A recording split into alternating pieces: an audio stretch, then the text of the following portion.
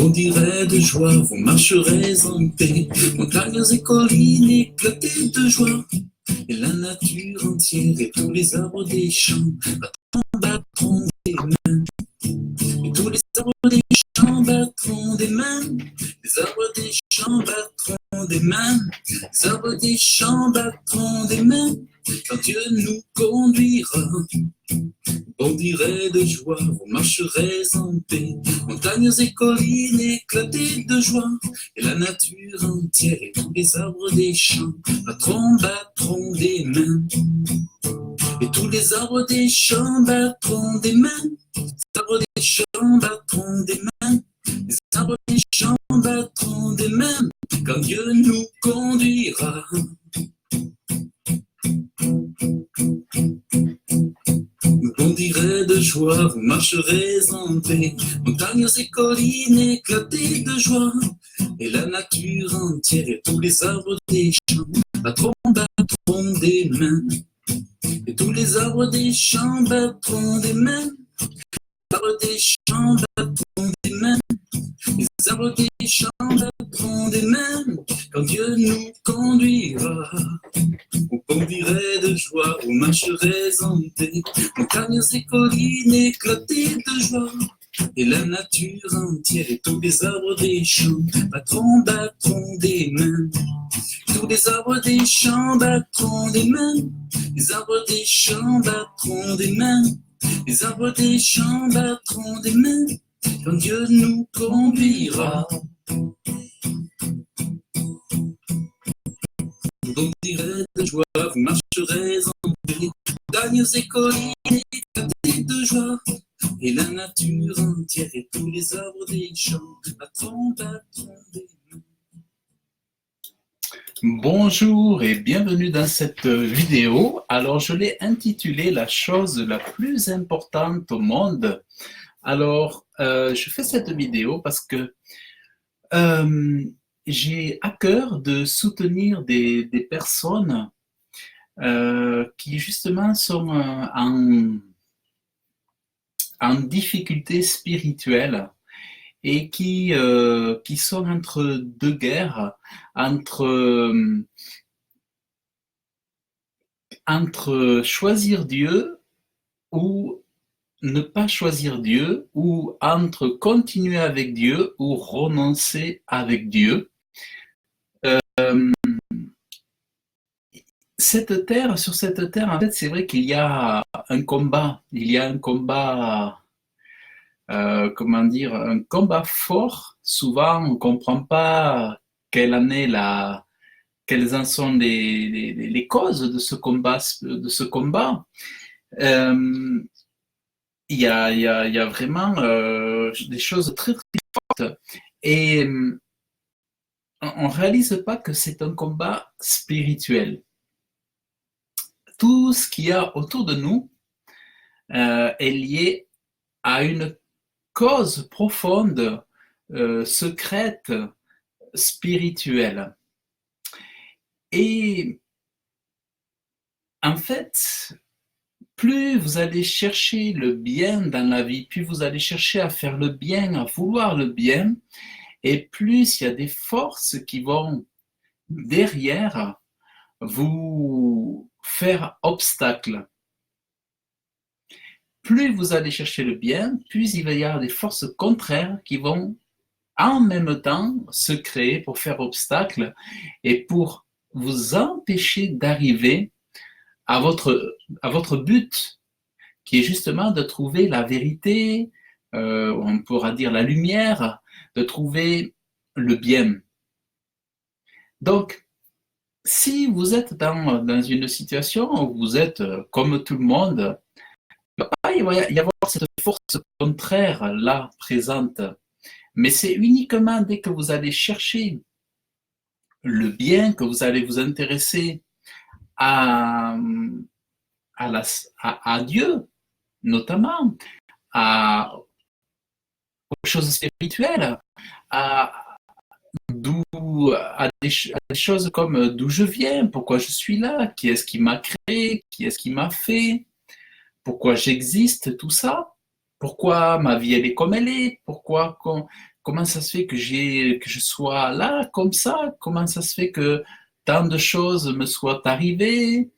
Donc il y a plein de questions d'existence qu'on se pose, qu'on devrait se poser. Enfin, une personne, je pense que plus on se pose ce genre de questions, mieux c'est. Des questions existentielles.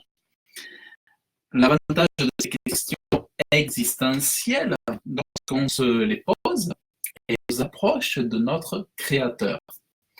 Et moi, je sais que bon, c'est des questions que je me posais quand j'allais dans les librairies. Quand j'allais autrefois, j'aimais beaucoup lire, j'ai toujours aimé beaucoup lire, mais au fond, inconsciemment, sans le savoir, mon âme recherchait Dieu. Elle recherchait Dieu, elle cherchait quelque chose, elle recherchait l'origine, la connexion avec le Créateur. Mais on se rend compte que de trouver cette connexion avec le Créateur, c'est quelque chose de très difficile. Pour arriver à se connecter au Créateur, c'est un vrai labyrinthe au départ. En fait, il faut vraiment un miracle ou des miracles consécutifs pour arriver à cette connexion avec Dieu. Et c'est là justement la chose la plus importante au monde, la plus importante et la plus riche. Et je sais qu'il y a des personnes aujourd'hui qui ont cherché cette connexion avec Dieu, qui l'ont trouvé, cette connexion avec Dieu, mais qui aujourd'hui sont séduites par le monde et sont en train de lâcher cette connexion avec Dieu, de lâcher cet amour de Dieu, de lâcher toutes les bénédictions que Dieu leur a données par amour du monde, je dirais, parce qu'elles se sont laissées séduire, elles se sont laissées absorber dans un tourbillon de plaisir, de sensualité, de choses comme ça, de paillettes qui les ont un petit peu fait oublier, ou un petit peu beaucoup fait oublier combien la relation, la connexion, d'avoir été rapproché de Dieu a été la chose la plus importante au monde pour eux. Et en fait, il n'y a rien de plus important au monde que de connaître Dieu. Il y a plein de choses tout autour, il y a plein d'expériences à vivre sur la Terre. Il y a énormément de choses à vivre sur la Terre. On peut vivre plein de choses. On peut faire du parachute, on peut faire le tour du monde, on peut faire du bateau, on peut faire de l'avion, on peut partir à pied, on peut aller dans un pays, visiter, on peut découvrir des gens, on peut faire de la lecture, découvrir des histoires incroyables, on peut apprendre plein de choses dans le monde, il y a plein de choses à vivre, il y a plein de choses spirituelles à expérimenter, il y a plein de choses à découvrir. Et pourtant, on a beau avoir vécu plein de choses, on a beau être le plus heureux au monde sur Terre, si on n'a pas rencontré Dieu, si on n'a pas véritablement eu cette joie de connaître Dieu, de connaître Jésus, on a raté la chose la plus importante au monde. On a beau avoir des tas d'amis qui nous adorent, des tas d'amis qui nous aiment, si on n'a pas trouvé Dieu, si on ne s'est pas réconcilié avec Dieu, on n'a pas trouvé la chose la plus importante au monde. Et j'avais envie de faire cette vidéo pour soutenir en fait des personnes qui sont en difficulté présentement à ce moment même. J'ai senti qu'il y avait des personnes qui étaient en... J'ai senti, puis j'ai vu que des personnes étaient en train d'abandonner en fait. Elles étaient en train d'abandonner l'amour de Dieu. Et en fait, ça m'a déchiré le cœur parce que de voir que des gens qui un jour aiment Dieu et qui le lendemain le rejettent et maudissent, ça m'a fait mal pour eux, pas mal pour moi. Ça m'a fait mal de voir que ils abandonnaient Dieu alors qu'ils ont trouvé le plus grand trésor. Mais l'ennemi de nos âmes nous fait croire que le plus grand trésor est ailleurs. L'ennemi de nos âmes nous fait croire, nous fait négliger la chose la plus importante. Il nous fait croire que l'herbe est plus verte ailleurs, alors que c'est nous qui vivons dans le jardin d'Éden, dans le paradis de Dieu, lorsque nous avons Jésus-Christ. Mais le mensonge du diable, c'est de nous vouloir faire chercher le bonheur ailleurs, de nous vouloir nous faire chercher l'épanouissement ailleurs, de vouloir nous faire chercher la joie ailleurs, alors que c'est dès lors qu'on a rencontré Dieu, qu'on a rencontré Jésus-Christ, que c'est nous les plus heureux. Mais c'est le mensonge du diable, de nous faire croire que le bonheur est ailleurs que en la présence de Dieu. Et c'est pour ça que tant de gens lâchent la main, l'amour de Dieu, l'amour de Jésus. Et ça me fait mal quand je vois des personnes formidables qui ont abandonné, qui ont lâché l'amour de Dieu, c'est comme s'ils vendaient, c'est comme s'ils abandonnaient, ils vendaient la chose qui est pourtant la plus précieuse dans leur vie, plus précieuse que leur femme, plus précieuse que leur mari, plus précieuse que leurs enfants, c'est Jésus. C'est honnêtement, si je devais abandonner totalement Dieu là, je serais l'homme le plus fou, le plus bête, le plus stupide. Parce que d'avoir trouvé Dieu, c'est mon trésor. Renoncer à Dieu aujourd'hui, alors que je l'ai trouvé, c'est moi le plus imbécile, ça serait moi le plus imbécile. Parce que trouver Dieu, c'est avoir la chose la plus importante au monde. C'est la chose la plus importante au monde, avoir Dieu, avoir Jésus-Christ, savoir qu'on n'est jamais seul avec lui, savoir qu'il est toujours près de nous. Et puis, vous savez, quand on se connecte à Dieu, on reçoit une paix de l'âme. On reçoit une paix de l'âme qu'on ne peut pas le trouver ailleurs. Vous pouvez lâcher la main de Dieu, vous pouvez être le plus heureux avec les meilleurs copains, les meilleurs amis, la meilleure famille, le meilleur boulot, la plus belle voiture, la plus belle et merveilleuse femme. Si vous n'avez pas une paix de l'âme intérieure qui procède du fait que vous savez que vos péchés sont pardonnés, eh bien tout ça, un coup de vent, et c'est tout un château comme un château de sable qui s'effondre. La chose la plus importante, c'est lorsque vous êtes pardonné pour vos péchés, lorsque vous rencontrez Dieu. Par Jésus-Christ, vous recevez le pardon de vos péchés et vous ne savez pas comment, mais votre âme intérieure, votre être intérieur, la partie spirituelle, celle qui dure longtemps, c'est la partie de vous qui est éternelle. C'est l'âme en vous qui trouve au contact de son Créateur, comme à son origine, elle retrouve la paix intérieure, elle retrouve la plénitude, la connexion avec Dieu. Et ça, c'est une joie que rien au monde ne peut offrir. Un bien matériel, un bien matériel, une fois que vous l'avez, mais vous cherchez à avoir autre chose après derrière. Mais en réalité, quand on sait reconnaître l'amour de Dieu, la paix qu'il donne à notre âme, on sait qu'on ne peut pas trouver ça ailleurs.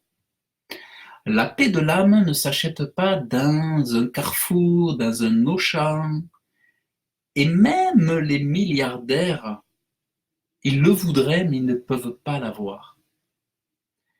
La seule issue possible, c'est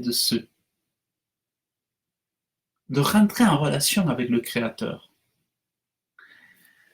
Aujourd'hui, vous avez plein de technologies.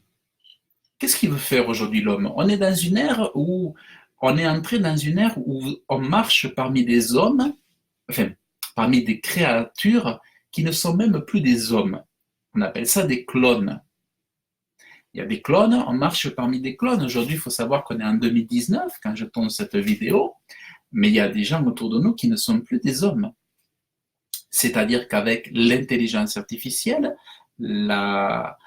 toutes les sciences actuelles, l'intelligence artificielle, la robotique, la génétique, toutes les expériences sur l'ADN et tout ça, aujourd'hui, on marche et parmi nous, il y a des clones. Ce ne sont plus des humains. Chose qui n'était pas le cas il y a 20, 25 ans. Aujourd'hui, si vraiment vous voulez être un être conscient, vous devez comprendre que nous marchons parmi des clones, des gens qui ne sont pas, à proprement dit, qui ne sont pas des humains. Je ne parle pas des, comme j'avais fait notre vidéo, je ne parle pas des anges déchus ou des démons. Là, je parle tout simplement d'êtres, d'entités qui sont pas, enfin, c'est pas des entités, c'est des êtres qui marchent comme nous, qui en apparence sont comme nous, mais qui ne sont pas des humains. Ce sont des clones. Mais l'idée derrière tout ça, derrière toutes ces technologies, tous ces savants, toutes ces sciences et tout ça, qu'est-ce qui se cache derrière? C'est que les riches, les plus puissants, comme des multimillionnaires, des multimilliardaires, c'est de pouvoir s'acheter, au fond, l'éternité.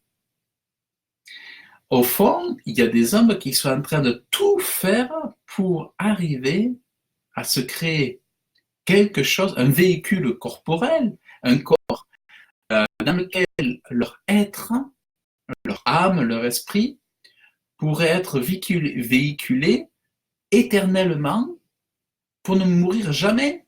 Vous avez des gens, aujourd'hui, il ne faut pas croire, hein, ils sont en train d'étudier pour se gagner leur immortalité par leurs propres moyens.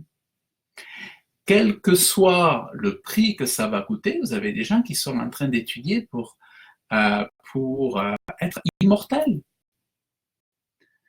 Or, l'immortalité, nous l'obtenons lorsque nous rentrons en relation avec Dieu.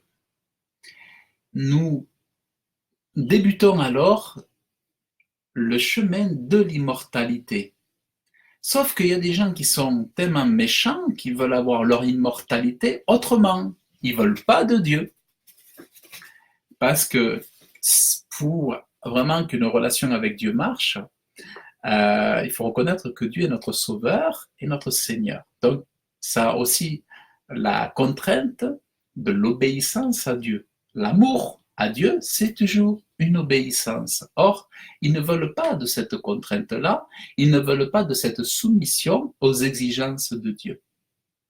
C'est pour ça que des hommes vont passer par d'autres moyens, d'autres méthodes pour se créer leur propre éternité, se créer leur propre immortalité. Et c'est pour ça que vous avez tout un tas de processus de génétique, d'études sur le cerveau, sur l'esprit humain, sur l'âme humaine, pour arriver à engendrer des créatures où les milliardaires pourront avoir des clones, s'il faut, qui seront éternels, qui ne seront pas limités dans le temps à 70 ans, 80 ans ou 90 ans. Ils sont en train de créer ça pour se créer leur propre éternité. Mais qu'est-ce qui se passe dans tout ça aussi, c'est qu'il faut savoir que à un moment donné, ce seront plus des hommes, parce qu'on ne peut pas s'amuser avec l'âme. L'âme, c'est un chef-d'œuvre de Dieu. Et leur création peuvent maîtriser l'esprit humain à la limite, Ils peuvent faire des choses avec le cerveau, évidemment, mais ils ne pourront jamais faire quoi que ce soit avec l'âme. Donc, en fait, ils sont en train d'engendrer des clones déshumanisés, puisqu'il n'y a pas l'âme dedans. Et de toute façon, même s'ils arrivent un jour à créer des corps à l'apparence éternelle, parce qu'ils vont pouvoir dépasser peut-être les 1000 ans, avec des robotiques, des choses comme ça, mais l'âme ne viendra jamais habiter ces nouveaux êtres-là. Donc, ce ne sont plus des humains. Parce que là où il n'y a pas l'âme, eh bien, il n'y a pas un être humain. Ce qui fait que l'homme est humain, il a une part de divinité en lui, c'est parce qu'il a l'âme, il a la conscience. Mais sans une âme, sans une conscience, ce sont des êtres déshumanisés. Ce sont des monstres, quoi. Ce sont des monstres. On en est là. La chose la plus importante au monde, elle a un prix, elle a un coût, c'est d'accepter, en fait, c'est d'accepter que Dieu est au-dessus de nous et que c'est lui qui connaît la meilleure chose pour nous. Aujourd'hui, l'homme veut faire comme bon lui semble, il veut décider qui est qui.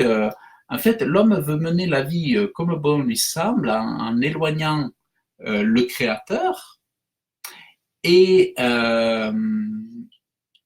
il veut mener sa vie voilà, comme bon lui semble, sans aucune soumission, sans aucune autorité. Et c'est pour ça qu'à notre époque, l'idée de devoir rendre des comptes à un Dieu d'amour, à un Dieu, voilà, un Dieu qui a des exigences, ça leur plaît pas.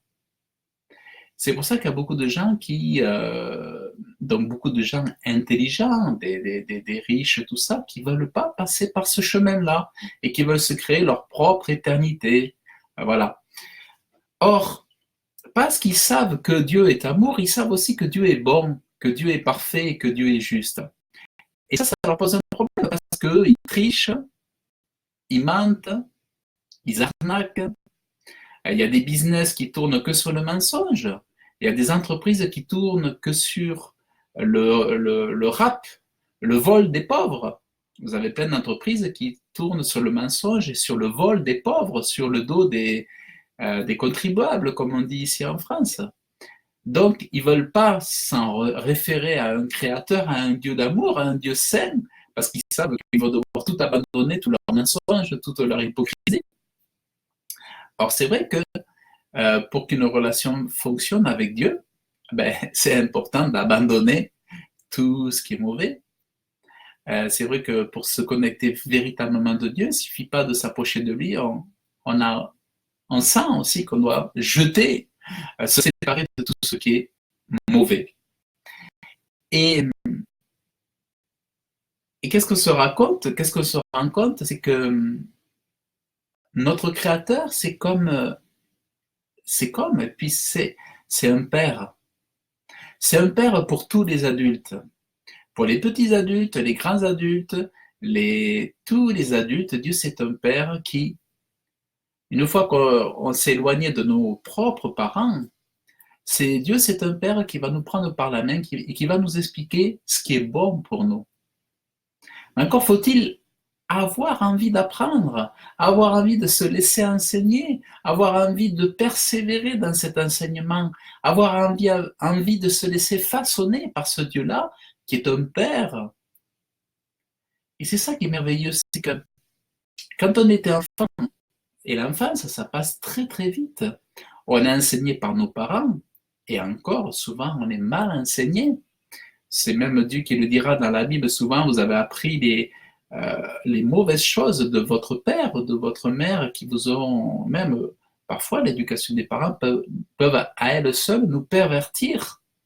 Parfois ça va être d'autres relations, comme des copains, des copines qui vont nous pervertir, ou à l'école, ou je ne sais où, mais souvent ce sont nos parents mêmes qui nous façonnent de la mauvaise façon.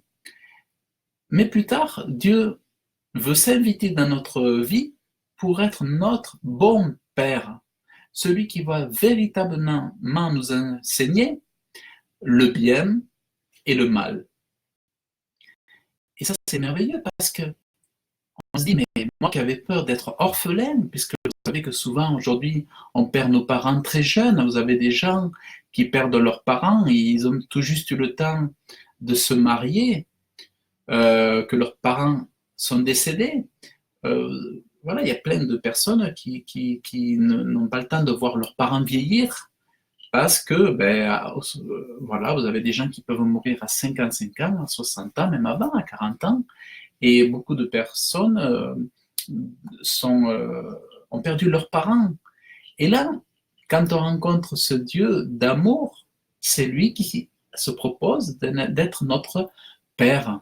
Notre Père, celui qui va nous enseigner le bien et le mal, qui va nous enseigner tout ce qui est bon à faire et toutes les choses qui sont mauvaises à ne pas faire. Et ça, c'est merveilleux. C'est ça l'amour. C'est ça l'amour, de savoir qu'on a, quelque part, c'est un guide qui nous prend la main. Et en plus, ce guide-là s'est manifesté physiquement en chair par Jésus-Christ. Dans la Bible, on voit vraiment l'attitude de Jésus-Christ, qui était une attitude d'amour, de générosité, de bienveillance, de douceur. C'était toujours celui qui guérissait autour de lui les malades, c'est celui qui nourrissait les personnes, c'est celui qui faisait des miracles. C'était l'amour même, le pardon même, c'est lui qui pardonnait les péchés même, pour se faire comprendre qu'il était justement Dieu. Et tout ça pour dire que rencontrer Dieu, c'est pas la chose la plus facile. Moi, je sais qu'il m'a fallu du temps pour vraiment rencontrer Dieu. Il y avait tout un tas de résistances dans ma vie. Mais je sais qu'aujourd'hui, connaître Dieu, c'est la chose la plus belle au monde. Quelle que soit la difficulté que tu peux rencontrer, quelle que soit l'opposition que tu peux rencontrer, toutes les méchancetés que tu n'avais même pas vues jusqu'alors, même dans l'église, peut-être qu'on te fait du mal et que tu ne comprends pas. Mais je te dirais que quoi qu'il arrive, quel que soit le mal que tu vis, que ce soit dans l'église, que ce soit hors de l'église, que ce soit dans la famille, eh bien, n'abandonne jamais, jamais, jamais.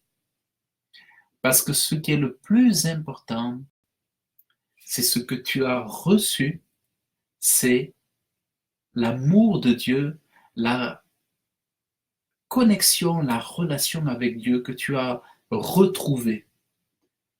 Tu ne savais pas où était Dieu, tu ne savais pas où était Jésus-Christ, tu ne savais pas comment sortir ton âme de la détresse.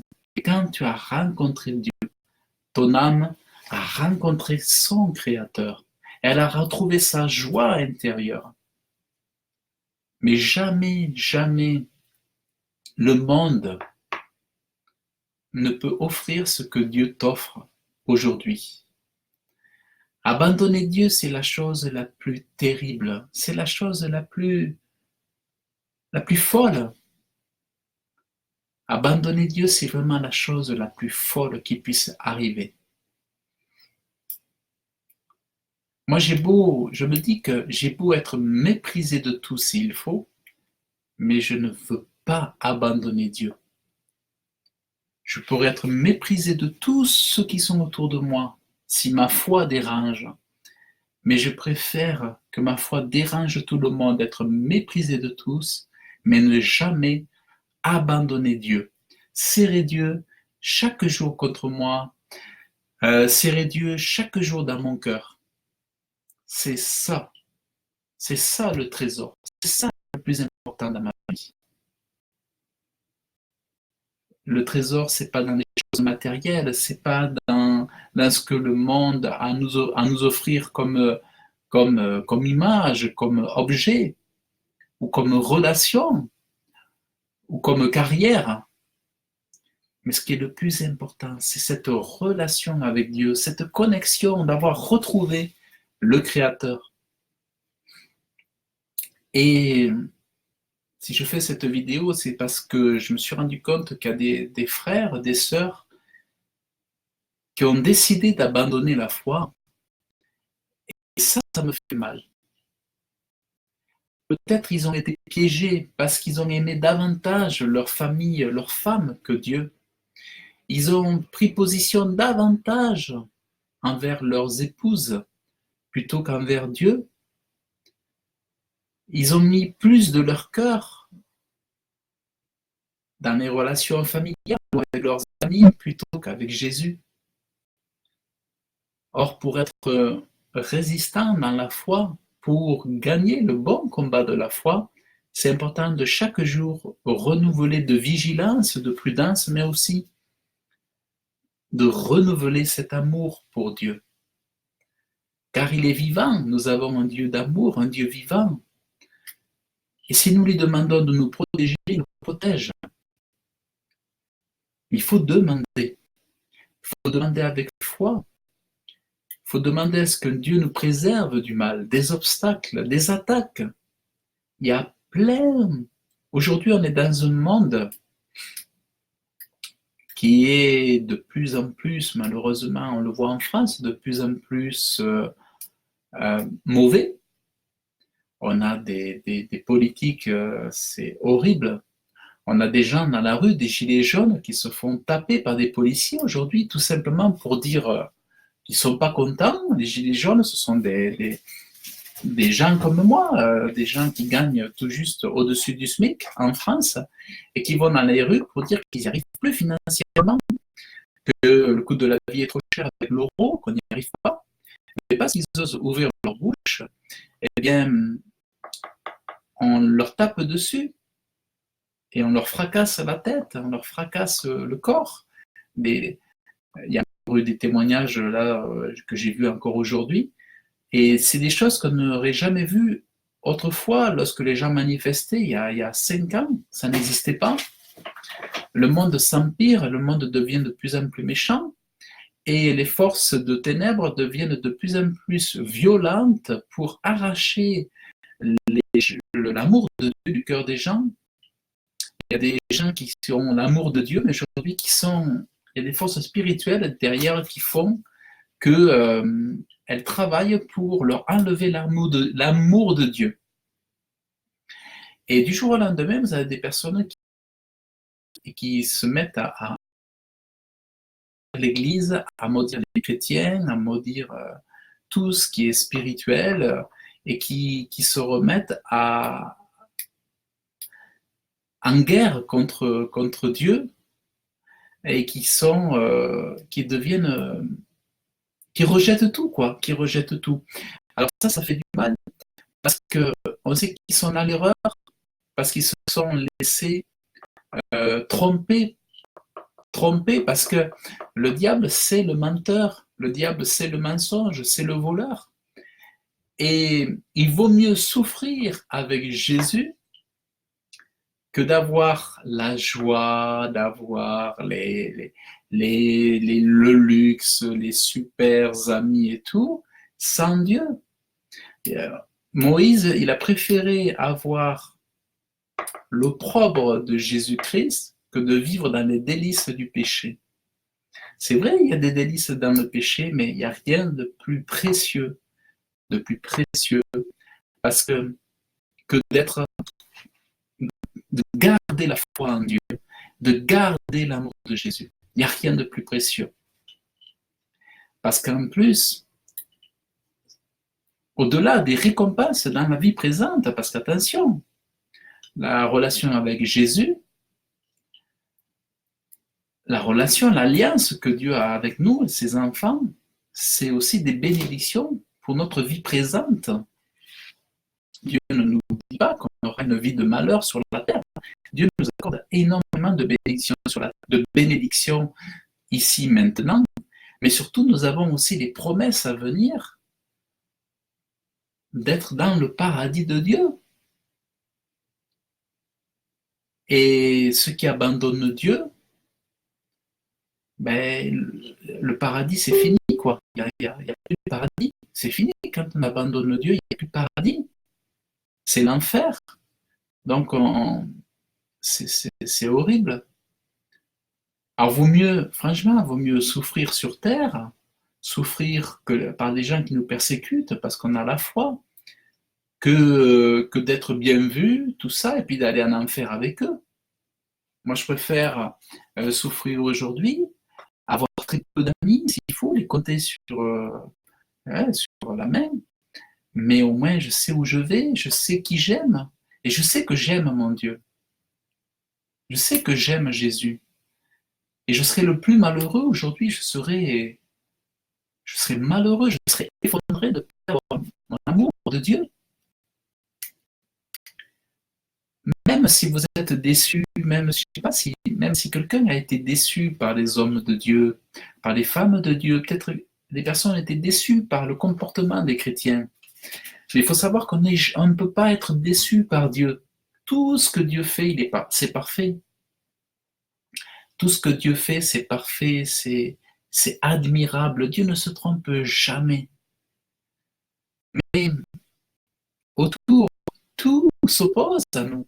On marche à contre-courant.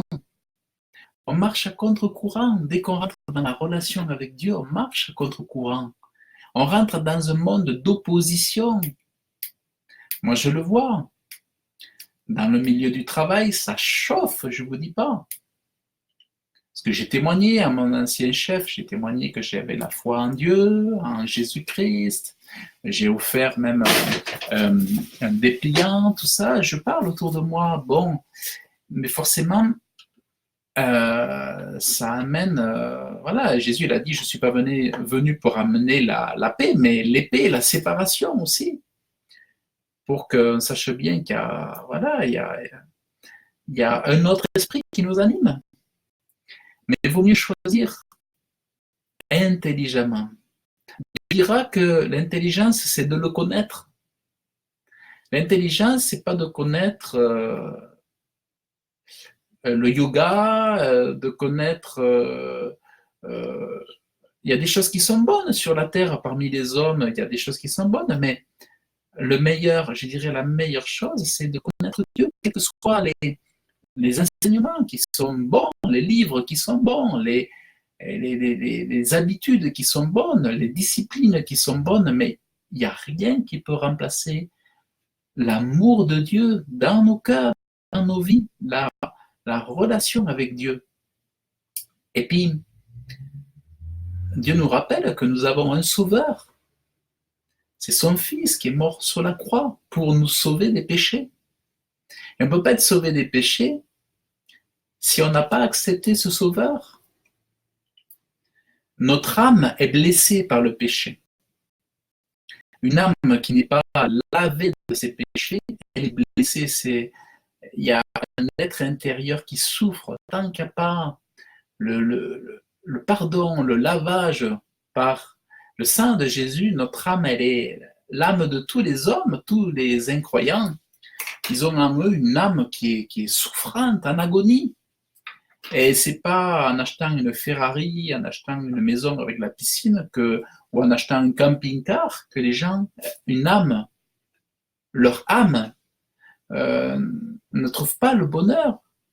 C'est pas en trouvant une superbe épouse, une superbe fiancée qu'une âme d'homme est satisfaite.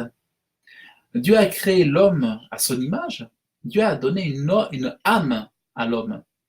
Et tant que cette âme est séparée de son Créateur, c'est une souffrance. Il n'y a pas d'équilibre possible, il n'y a pas de joie possible, constante.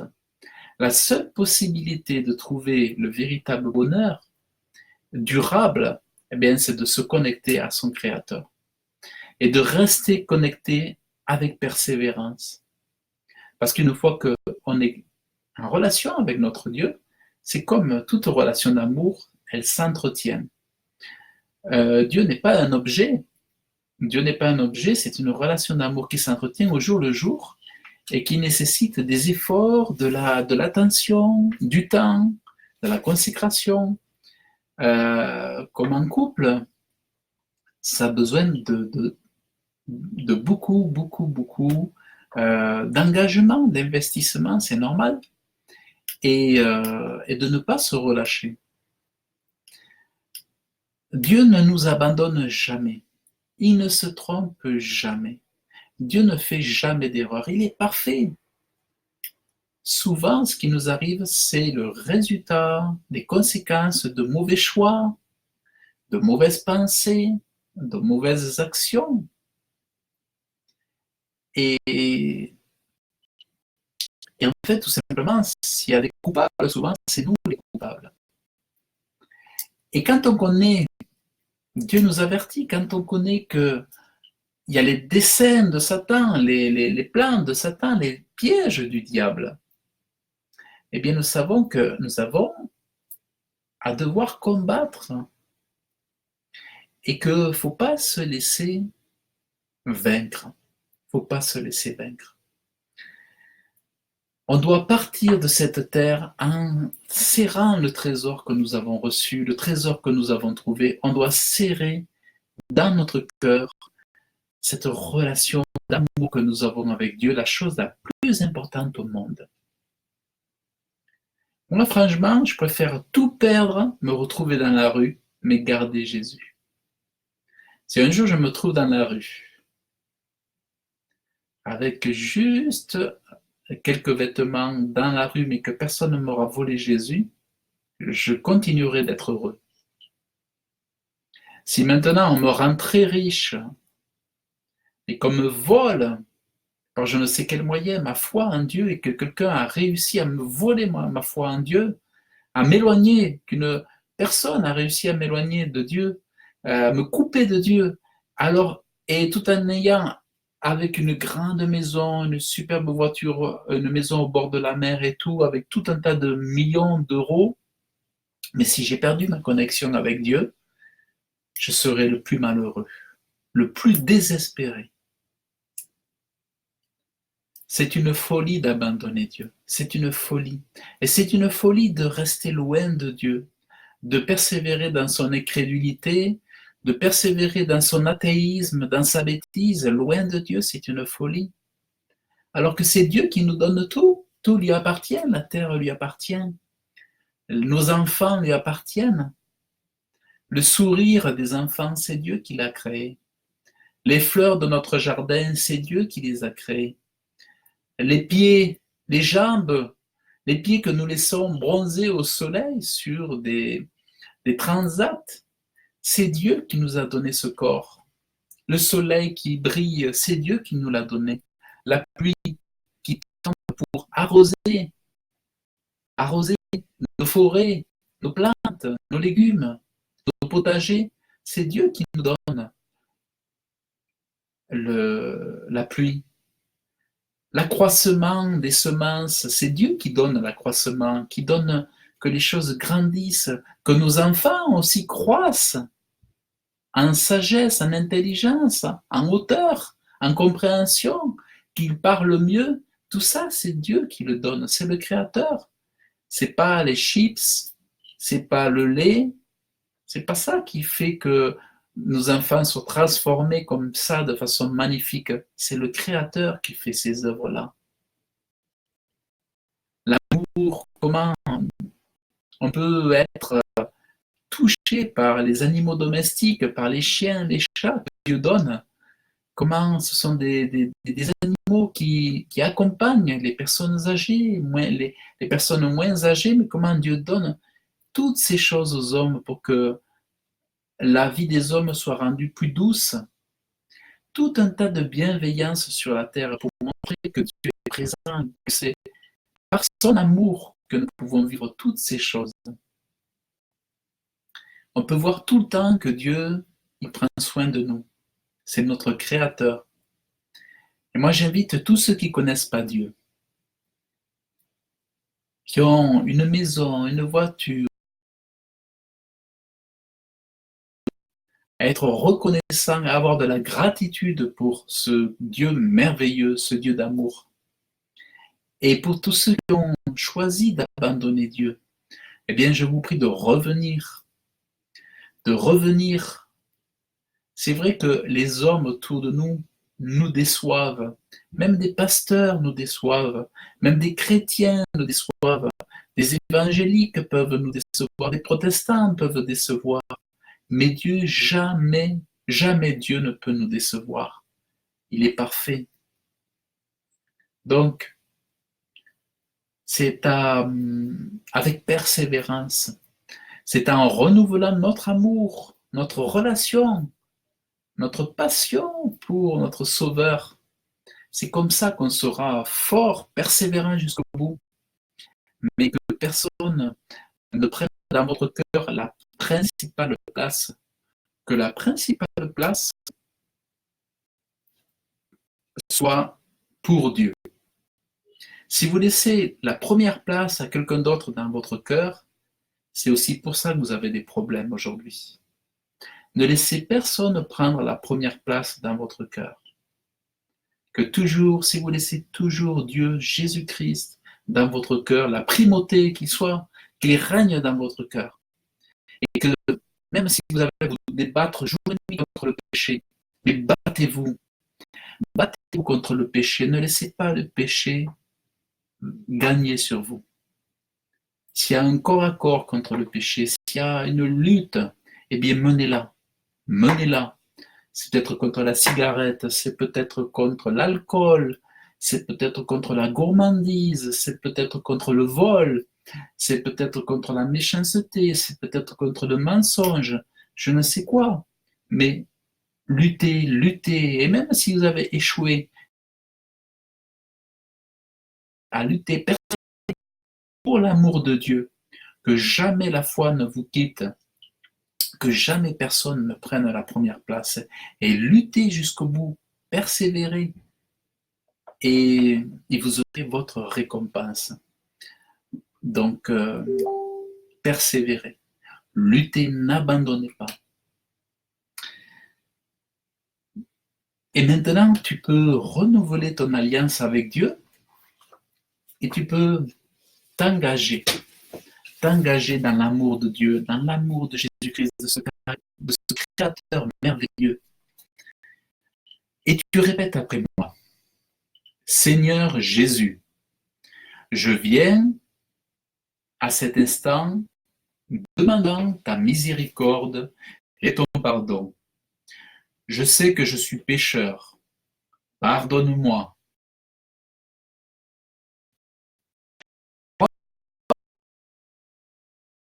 Que tu es mon Seigneur et mon Sauveur.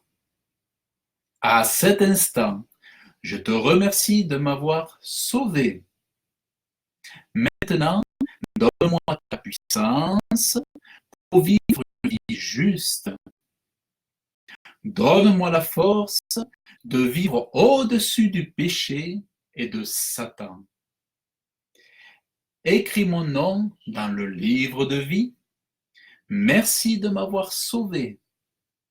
Je suis maintenant né de nouveau au nom de Jésus. Amen. Voilà. Ainsi,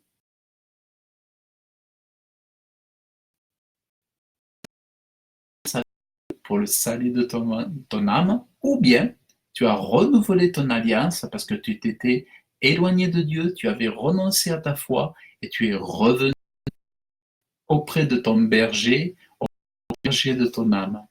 Et dis-toi bien que jamais, jamais, jamais Dieu ne fait de mal. Toujours Dieu est bon. Toujours Dieu est parfait. Ce sont les hommes qui déçoivent. Mais ne te laisse pas tromper. Le monde n'a rien à t'offrir au-dessus de tout ce que Dieu peut t'offrir. Toutes les bénédictions sont auprès de Dieu. Toutes, sans exception. Aime-le et tu seras béni. Voilà, que Dieu te bénisse. Et voilà, je voulais vraiment parler à quelqu'un aujourd'hui. J'avais à cœur de faire ce partage. Et que Dieu te bénisse abondamment. Bon courage et tiens ferme. Tiens ferme, tiens ferme. Et bats-toi, bats-toi, bats-toi. À très bientôt. Que Dieu vous bénisse abondamment.